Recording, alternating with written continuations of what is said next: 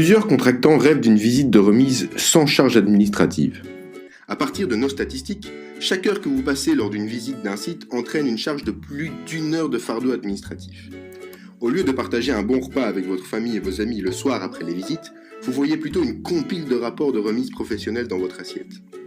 Aujourd'hui, les contractants ont mis en place de nouvelles façons de travailler où toutes ces tâches administratives ont été réduites de plus de 50%. Leur rêve d'avoir une visite de remise sans courriel, appel téléphonique, feuille Excel compliquée et sans avoir à fusionner les données du stylo et du papier en document Word est maintenant réalisable. Pour répondre à la question de savoir comment effectuer la visite de remise de la manière la plus efficace, passons en revue la façon classique dont vous, en tant que contractant, effectuez votre visite de remise en ce jour. Ensuite, comparez l'ancienne méthode et la nouvelle solution mise en place depuis quelques années. Tout commence avec vous, sur votre projet de construction. Veuillez attendre les autres membres du projet. D'abord, le client se joindra. Le second à rejoindre est l'architecte. De l'extérieur, vous avez aussi les sous-traitants qui attendent leur liste de défauts à résoudre. Voyons maintenant plus en détail comment se déroule cette visite de remise dans la plupart des cas. Ensemble, avec le client, tous les défauts qui doivent être réparés sont répertoriés. Une fois terminés, tous ces défauts sont communiqués au contractant. Le contractant reçoit la liste des défauts, il s'assure que chaque remarque est affectée au bon type de commerce et l'attribue au bon sous-traitant.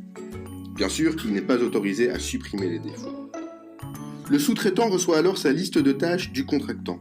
Il commencera alors à les exécuter et continuera à informer le contractant de ses progrès. Une fois les tâches terminées, le contractant effectuera une vérification de la qualité et informera l'architecte de revoir et de clôturer les remarques ouvertes. L'architecte clôt toutes les remarques et les documente de manière appropriée. Jusqu'ici, tout va bien, rien de nouveau. Mais qui est responsable de quoi pendant ce processus ? Bien, le client est seulement autorisé à donner des conseils à l'architecte et à avoir une vue sur les listes de défauts qu'il résume. Il n'a pas le droit légal de créer des défauts. En tant qu'architecte, vous représentez légalement les intérêts du client. Vous êtes autorisé à lister les défauts et à les communiquer à tous. De plus, vous êtes responsable du rapport final de remise qui sera signé par tous les intervenants. Le contractant contrôle et réattribue les défauts sous la forme de tâches aux sous-traitants appropriés.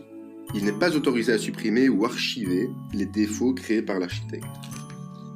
Le sous-traitant a seulement le droit et la capacité de voir les tâches qui lui sont assignées, d'agir et de commencer les travaux. Comme le contractant, il n'est pas autorisé à supprimer ou archiver les défauts. Enfin, pour communiquer tous ces défauts, l'architecte doit créer un rapport qui agrège toutes les remarques. Le rapport sert de base légale et est partagé avec le client et le contractant. Les vieilles méthodes de travail consistent à agréger des versions papier de remarques, d'images, de plans, et tout cela de manière manuelle lorsque vous êtes de retour au bureau. Cela prend habituellement 1 heure de travail d'administration par heure que vous avez passé sur le site. Bien sûr, vous vous demandez, mais comment cela fonctionne-t-il dans le nouveau domaine de la numérisation ? Bien, avec la nouvelle solution, vous pouvez créer un rapport automatisé en 5 clics contenant des informations obligatoires de manière structurée. Une fois généré, le rapport est automatiquement distribué à toutes les parties prenantes impliquées. En conséquence, l'architecte économise 50% de son temps. Son rêve est devenu réalité. Jetons un coup d'œil sur comment cela fonctionne. Comme d'habitude, avec le client, l'architecte crée la liste de tous les défauts qui doivent être réparés. L'architecte crée un point dans l'application pour chaque défaut qu'il a repéré. Le statut à ce stade du travail est habituellement observé. C'est le statut de départ de chaque remarque ou annotation. Chaque point contient des images et d'autres informations pertinentes nécessaires pour s'assurer qu'il n'y a pas de malentendu possible.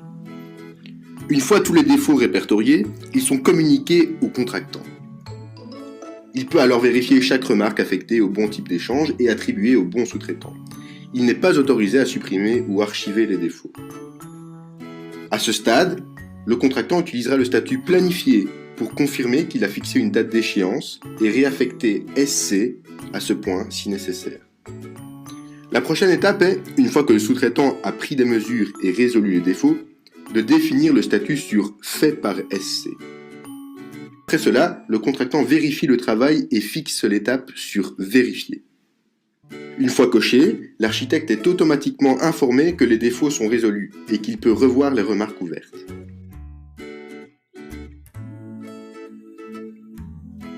L'architecte peut enfin fermer le point pour confirmer que les défauts ont été résolus conformément aux exigences. Il peut aussi archiver le point afin de garder une trace en cas de problème. C'était en résumé le processus utilisant les statuts à proplan. Le contractant va alors imprimer et distribuer numériquement le rapport de transfert créé automatiquement en quelques secondes. Il suffit de regarder votre tablette et elle fonctionne toute seule.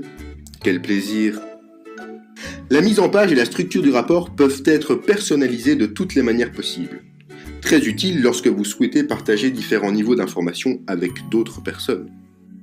Voilà l'histoire expliquant comment les contractants ont pu réaliser leurs rêves. J'espère que vous l'avez aimé.